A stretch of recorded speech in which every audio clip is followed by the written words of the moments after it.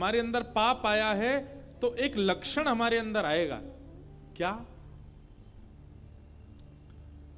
हम किसी से ईर्ष्या करते हैं, द्वेष करते हैं, किसी के प्रति छल करते हैं, कपट करते हैं। ये सब पाप का ही स्वरूप है। परंतु पाप हावी हो जाएगा जब, तब हम अधर्म का मार्ग लेकर के कैसे भी सामने वाले का अनित करने का विचार करने लग जाएं, तो समझ जाना पाप आपके भीतर घर कर चुका है। ठीक है, आपसे ज्यादा श्रेष्ठ कोई बन गया, ईर्ष्या हुई, इतना चलेगा, लेकिन आपने कुछ किया नहीं, अपने काम में लगे रहे। लेकिन जिस दिन ईर्ष्या के कारण आप उसका अनहित करने का मन बनाने लग जाओ, उसी दिन समझ जाना कि पाप आपके चित्त में भयंकर रूप से विद्यमान हो गया। ईर्ष्या हो रही है यहां तक ठीक है, पर ईर्ष्या के कारण आप उसका अनहित करने लग जाओ और उसी की योजनाएं बनाने लग जाओ, ये पाप आपके चित्त में घर करके बैठा है, उसी का परिणाम है।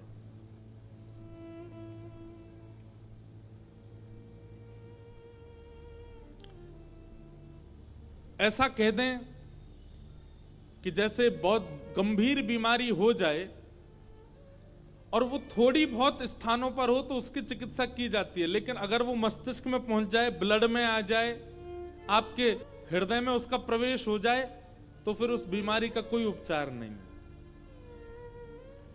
ईर्ष्या का उपचार है। अगर आपको किसी से ईर्ष्या हो रही है तो उसका उपचार है, एक दिन ईर्ष्या नष्ट हो जाएगी। लेकिन ईर्ष्या के कारण अगर आपने उसका अनहित सोचा, विचार किया और करने भी लग गए, उसका उपचार नहीं होगा। उसका उपचार तो नाश है बस।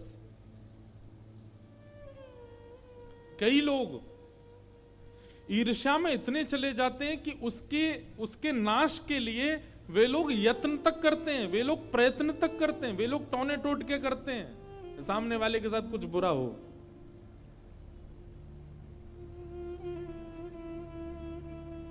अरे कहां तक कहें, मंदिर भी इसीलिए जाते हैं कि हमारा पड़ोसी आजकल बहुत चौड़ रहा है, बहुत बढ़िया कमा रहा है, खा रहा है, सब बढ़िया चल रहा है, उसके संग कुछ अनहित होना चाहिए, इसलिए मंदिर जा रहे हैं। समझ जाइए कि आपके ऊपर कलयुग का पाप का पूर्ण रूपेण प्रभाव हो चुका है, क्योंकि आप ईर्ष्या से ऊपर उठ करके अब उसका अनहित चाहते हैं।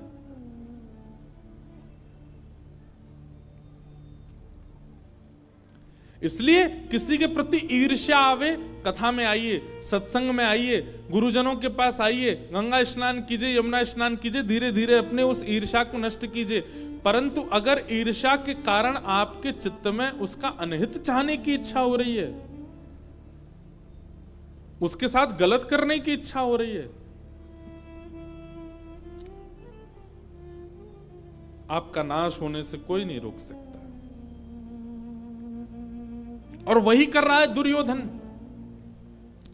दुर्योधन युद्ध हार चुका है, अचेत अवस्था में पड़ा है रणभूमि में, लेकिन तब भी उसको ये पीड़ा नहीं है कि मैं मरने वाला हूं, अपनी मृत्यु सफल बना लूं। अरे मेरे कुछ क्षण बचे हैं, मैं इन क्षणों में कुछ अच्छा कर लूं, हरिनाम संकीर्तन कर लूं, भजन कर लूं, कुछ पुण्य कर लूं। नहीं, वो थोड़े क्षणों जो उसके बचे हैं जीवन के, उनमें भी क्या सोच रहा है कि मैं क्या करूं कि पांडव भी मारे जाएं, मैं पांडवों से बदला लूं। पिक्चरों में कभी कभी दिखाया जाता है कि जब गुंडे के पिताजी मरने वाले होते हैं तो वो मरते मरते कह जाते हैं, मेरी मृत्यु का बदला तू ले लेना, और फिर वो मर जाते हैं।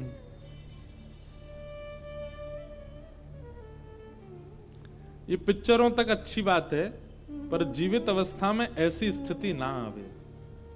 अरे अंतिम श्वास हम कभी कभी देखते हैं, फ्लाइट में हो, कभी कहीं जा तो कभी देखते हैं पिक्चर, उसमें जब ऐसी तब सोचते हैं अरे यार अंतिम श्वास ले रहा था, कम से कम राम नाम तो बोल जाता, अंतिम श्वास ले रहा था नारायण नारायण ही बोल के चला जाता, उसमें भी बदला लेने की भावना रख के गया। इसलिए भैया कभी विचार में भी अगर आ गया हो आपके कि मुझे उससे बदला लेना है, उसके साथ ऐसा कुछ करना है कि उसका काम खराब हो या जो, समझ जाइए क्या पता इस कथा के माध्यम से ठाकुर जी आपको कुछ संकेत दिलाना चाहते हैं, ये नाश का कारण बनेगा। संसार में हर व्यक्ति अपना प्रारब्ध भोग रहा है। वो कभी ना कभी कुछ अच्छा करके, भले इस बार वो अच्छा इंसान नहीं है, कभी कुछ उसने अच्छा किया इसलिए वो भोग रहा है, भोगने दीजिए। आप क्यों कुछ ऐसे यत्न करो कि उससे उसका बुरा हो।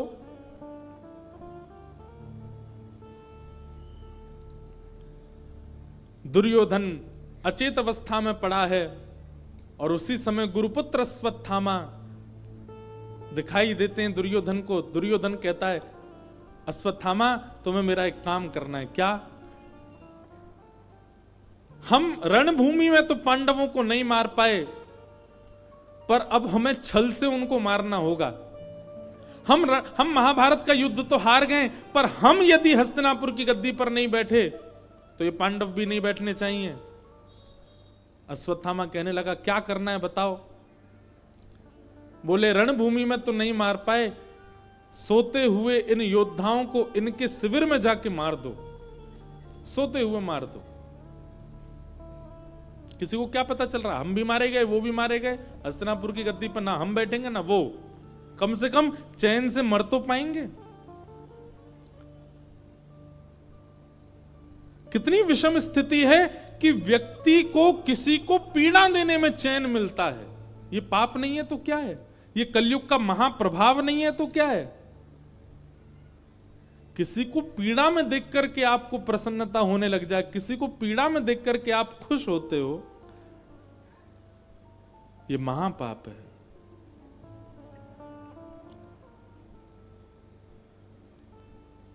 और आप और हम तो कथा में बैठे हैं, इसलिए हम लोगों के लिए ऐसा लगता है कि ऐसे लोग तो नहीं होंगे संसार में, पर आप जान करके आश्चर्य करेंगे, ऐसे लोगों की सबसे ज्यादा संख्या है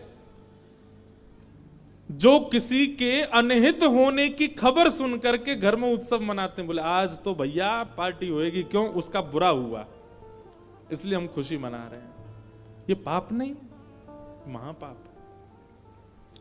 किसी की मृत्यु की बात सुनकर के एक परिवार खुश हो रहा है, किसी के ऊपर कोई केस हो गया, जेल चला गया, कुछ गलत हो गया, उसके हाथ पांव टूट गए, कुछ हो गया और एक परिवार प्रसन्न हो रहा है, ये महापाप नहीं है, ये महापाप है।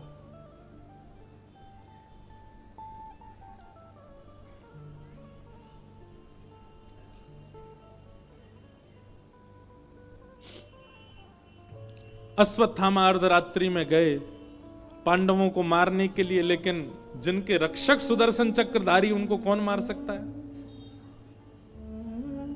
पांडवों को अर्धरात्रि में ही लेकर के भगवान कहीं और चले गए।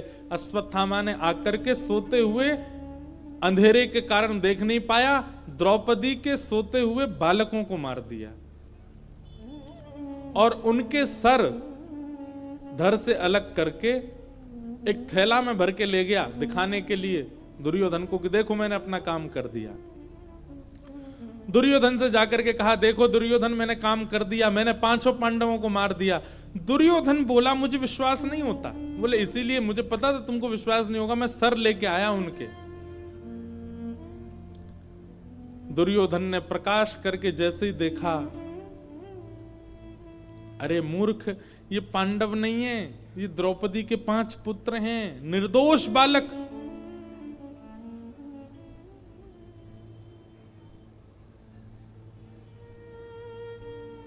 पांडवों का उत्सव मनना था, परंतु मातम मनने लगा। दूसरे दिन प्रातःकाल जैसे ही देखा तो रक्त से संचित समस्त शिविर हो चुके थे। दौड़ करके जब देखा तो द्रौपदी के 5 पुत्र मरे पड़े हैं, सर नहीं है उनके, केवल धड़ पड़े हैं। रोने लगी द्रुपद सुता और उसी समय संकल्प ले लिया अर्जुन ने, प्रतिज्ञा ले ली अर्जुन ने, द्रौपदी तुम रो मत, मैं प्रतिज्ञा लेता हूं जिसने भी बालकों को मारा उसको जीवित नहीं छोड़ूंगा मैं।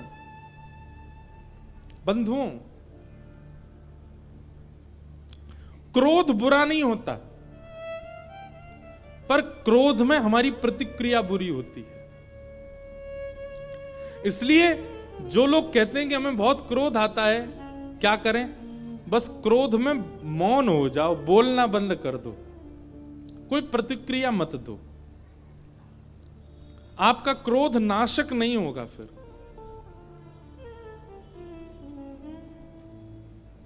क्रोध आने दीजिए, बस आप क्रोध में बोलना बंद कर दीजिए। कठिन होगा लेकिन फिर भी करो, एक आध बार थोड़ी बहुत आवाज निकलेगी, 2-4 बार प्रैक्टिस करोगे तो फिर अपने आप सीख जाओगे। क्रोध में मौन हो जाओ, बोलो ही मत। चाहे कोई कितना भी छेड़े, कितना भी बुलवावे, कितनी भी कस्में वादे कर दे, फिर भी मत बोलो। जब तक मत बोलो जब तक क्रोध शांत ना हो जाए। धैर्यवान होकर के जब आप बोलेंगे, क्रोध शांत होने पर जब आप बोलेंगे, तो आप नाश नहीं करोगे अपना, कुछ अच्छा ही निकलेगा आपके मुख से। तो क्रोध बुरा नहीं होता, क्रोध में प्रतिक्रियाएं बुरी होती हैं, क्रोध में प्रतिक्रियाएं नाशक होती हैं। और एक बात सुन लीजिए, क्रोध को कम करने का एक ही उपाय है कि क्रोध में प्रतिक्रियाएं करना जैसे आप कम कर दोगे, 1 बार 2 बार 3 बार 5-6 बार में, धीरे धीरे जब प्रतिक्रिया ही नहीं दोगे, धीरे धीरे अपने आप क्रोध कम हो जाएगा।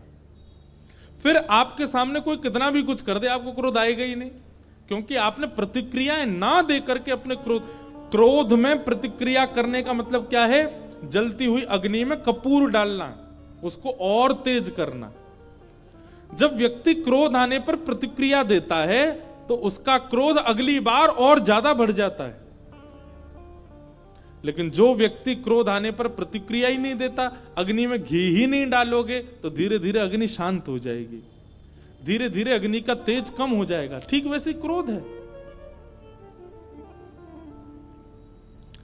कुछ पकड़ लो, कुछ जकड़ लो, हाथ की मुट्ठियां बांध लो, आंख बंद करके ऐसे बैठ जाओ, लेकिन बोलो मत, चाहे कुछ हो जाए। क्रोध में मौन हो रो। बताओ, कोई एक को समझ में आई बात? इतने लोगों में एक ने समझी।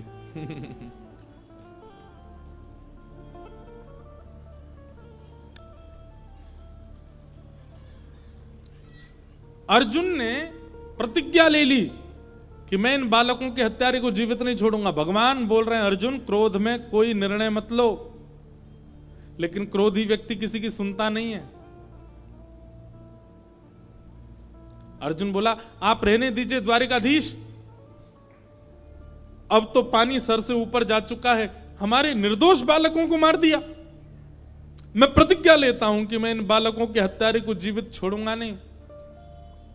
भगवान बोले, अर्जुन, क्षत्रिय यदि प्रतिज्ञा ले ले और उस प्रतिज्ञा को पूर्ण ना करे तो उसको 2000 वर्ष के लिए प्रेत बनना पड़ता है, नरक में जाना पड़ता है। अर्जुन बोला, तो आप क्या समझ रहे हैं? मैं केवल बात बना रहा हूं? अरे मैं आपको वचन दे के कहता हूं कि जिसने बालकों का हत्या की है उसको जीवित नहीं छोड़ूंगा। भगवान बोले, देख लो।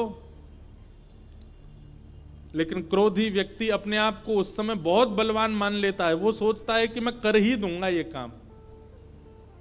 भगवान ने 2 बार रोका लेकिन अर्जुन नहीं माना। मैं प्रतिज्ञा लेता हूं बालकों के हत्यारे को नहीं छोड़ूंगा। भगवान बोले, ठीक है। अर्जुन निकल पड़े।